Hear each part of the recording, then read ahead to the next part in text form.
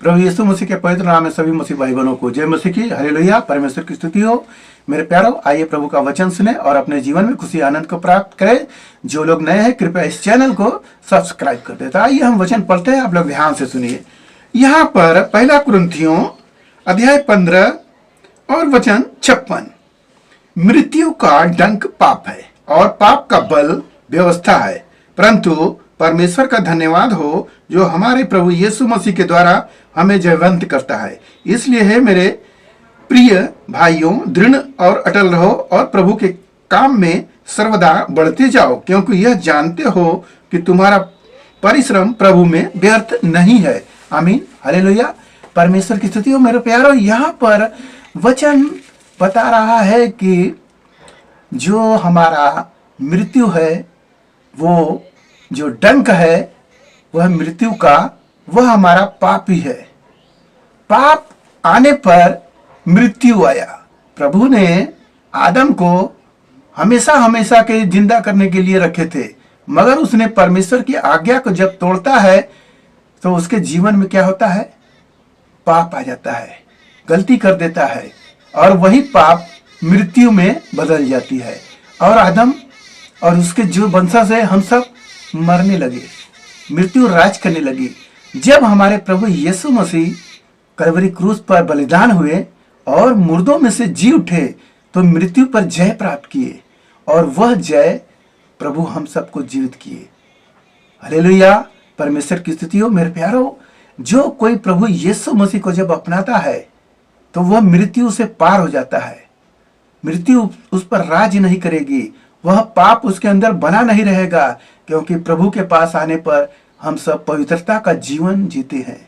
Hallelujah. जो कोई प्रभु का नाम लेगा वह उद्धार पाएगा। यीशु मसीह का नाम है। तो यहाँ पर लिखा है कि हे मेरे प्रियो, दृढ़ बने रहो प्रभु में। यीशु मसीह में हमें दृढ़ बने रहना है। हमें शैतान गिराना चाहता है और हर तरह से भटकाना चाहता है, मगर हमें क्या करना है? दृढ़ में बनना है। यहाँ पर लिखा है कि व्यवस्था के द्वारा पाप को मिलता है बल। जब व्यवस्था रहेगा तो पाप दिखाई देगा, मगर प्रभु यीशु मसीह पर अगर हम विश्वास कर रहे हैं तो वो व्यवस्था से हम अलग हो गए। प्रभु की दया हुई है हम पर, अनुग्रह हुआ है प्रभु का, तब हम उस पाप से अलग हो गए और प्रभु को अपनाने पर हमारे पाप सारे धुल गए। इस प्रकार पहले के समय के जो लोग थे वह आज भी जो लोग हैं पुराने नियम को मानते हैं, उनका पाप उनमें बना है। जब तक प्रभु यीशु मसीह का बपतिस्मा नहीं लेंगे और प्रभु के नियम को नहीं मानेंगे, उनका जीवन अलग नहीं होगा, बल्कि पाप में ही मरेंगे। तो यहाँ पर प्रभु में जो भी हम कार्य करते हैं वह व्यर्थ नहीं है। जो भी हम प्रभु के लिए सेवा कर रहे हैं, हम सेवकाई में आगे बढ़ रहे हैं, वह काम हमें यह नहीं समझना चाहिए कि हम सेवा में वहां गए, हमारा इतना रुपया खर्च हो गया। मेरे प्यारों, प्रभु यीशु मसीह में कितना भी खर्च करोगे प्रभु उसका कई गुना बढ़ा कर देता है। जानते हो, मैं अपनी गवाही बता रहा हूं। मैं दूसरों का प्रार्थना करने लगा और लोग ने प्रार्थना करने पर अपने हाथ को बढ़ाकर मुझे दान स्वरूप देने लगे, तो मैंने लेना नहीं चाहा। तो वहां जब नहीं लिए तब मेरे पास कोई प्रार्थना कराने नहीं आ रहा है। एक आध लोग आ रहे हैं, बाकी लोग चले गए, कोई नहीं आ रहा है। तो मैंने पछताया, हे प्रभु, तू सबको मजदूरी देता है, इसलिए जो आपका काम कर रहा है तो उसको मजदूरी आप देंगे, और जो नहीं लेना चाहेगा तो आप उसको काम भी नहीं दोगे। हालेलुया। तो इस प्रकार से हमारे जीवन में यह देखने को मिला।